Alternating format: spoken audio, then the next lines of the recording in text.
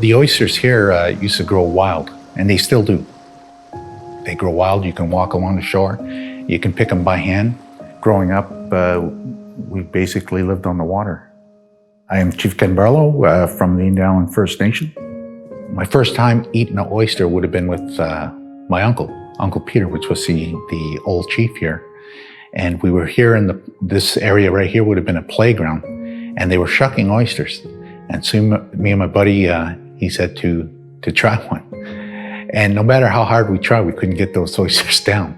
As a young kid, we just thought they were kind of slimy. I couldn't imagine how people could like eating this stuff.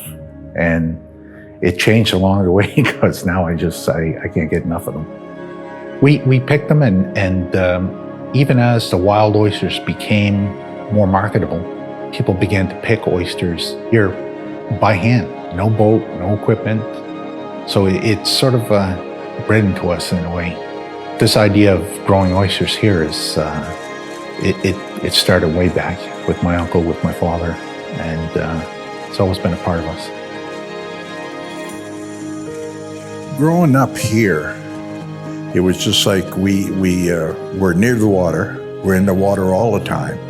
It was sort of a community project like now, when if I don't have it, somebody else will have it, and then we all shared, from snow crab to lobster to oysters to clams and to eels and bass and everything. You know, that all came about as a community project.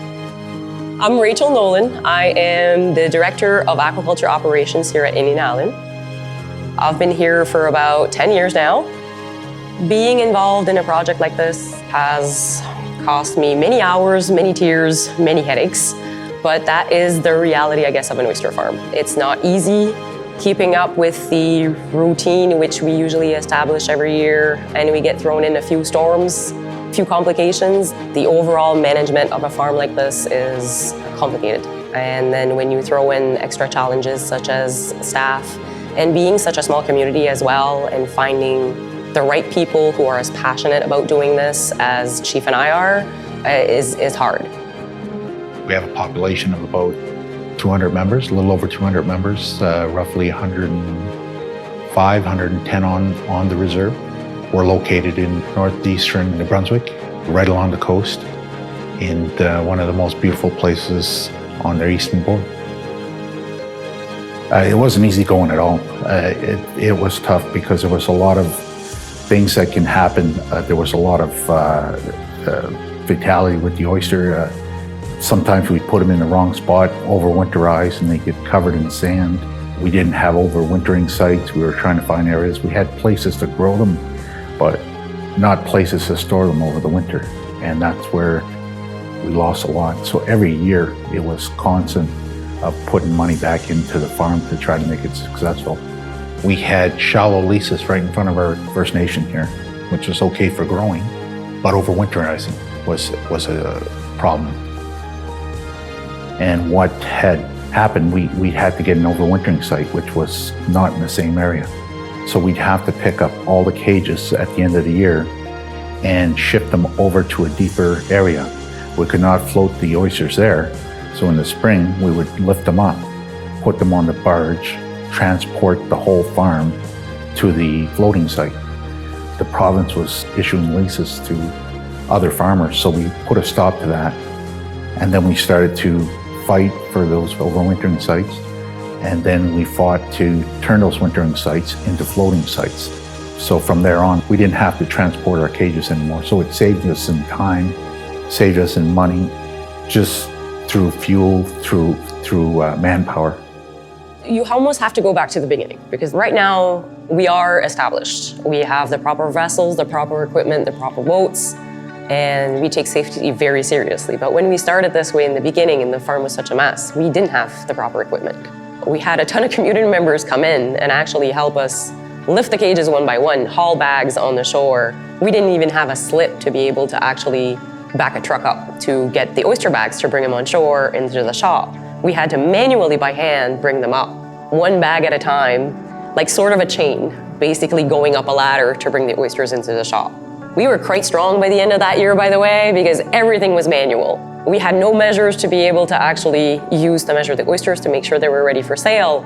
We built our own in wood, and we had a few of the community members actually make them for us out of trees that they cut down that were falling over from storms or some other things. We had a community member actually lend us a four-wheeler that had no reverse. So you always had to be in drive if you wanted to bring oysters up the hill. And this was a couple months down the road, but it made for quite interesting work as well as stories, because we still laugh about it now. So that's one of the things that kind of brought us together, is that we all had to pitch in together in order to get the work done that we needed to get done. It's just the reality of a farm like this. And I don't think you would see that happening outside a community, especially a First Nation community.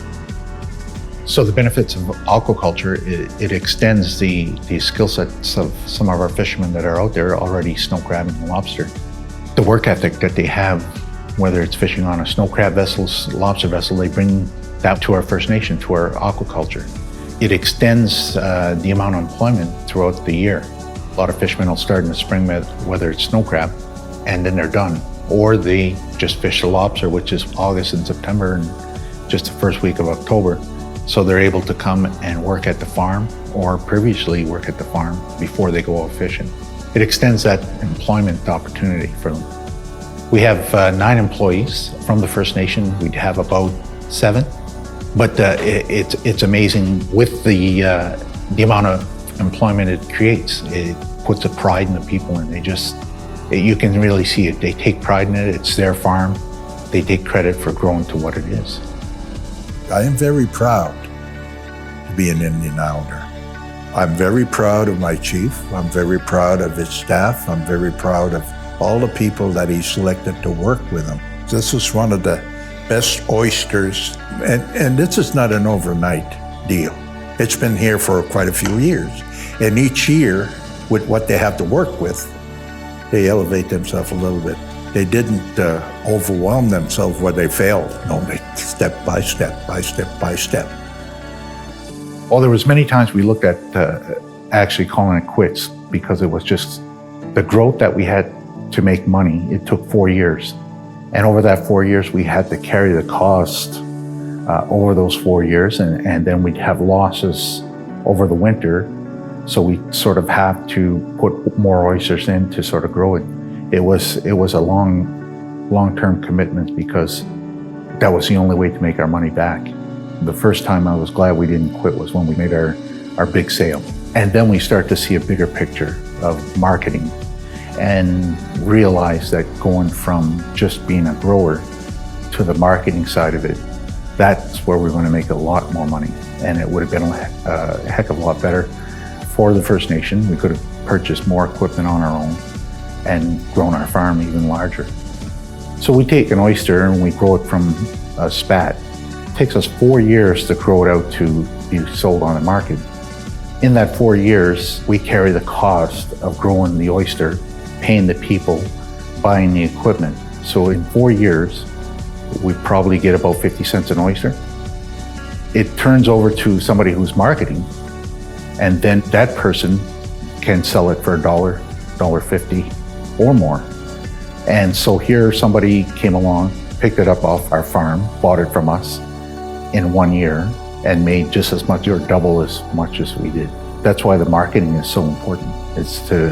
The cost of growing it out in 4 years is just incredible. And if we can get into the marketing side, it would make it that much more worth it. I like it. I've done this my entire life, I think. I've grown up in the fisheries, and being able to do this is rewarding. As challenging as it is, it's rewarding at the end of the day, because you know you've done good, you know you've helped other people. We keep going and we keep trying and we keep growing the farm, because we want this to be something that the future generations will be able to continue in the future and hopefully grow it even more than we have. I think the most important thing would be to start a program which helps First Nations get into the marketing side of it, but most importantly, the starting of a farm. I mentioned some of the challenges that we had getting into farming. I think a lot of the First Nations don't have that kind of funding, because they've spread out so thin as it is that they actually need this help. So if we had a bunch of First Nations all growing their oysters, we could all band together as one oyster, where we have a First Nation product to put on the market. What the First Nations are asking for is for federal and provincial funding to help develop an Indigenous branding and marketing strategy, allowing all First Nations greater market access. It attaches us with our past. I know our ancestors used oyster as a food at one time, and it brings us back to our roots.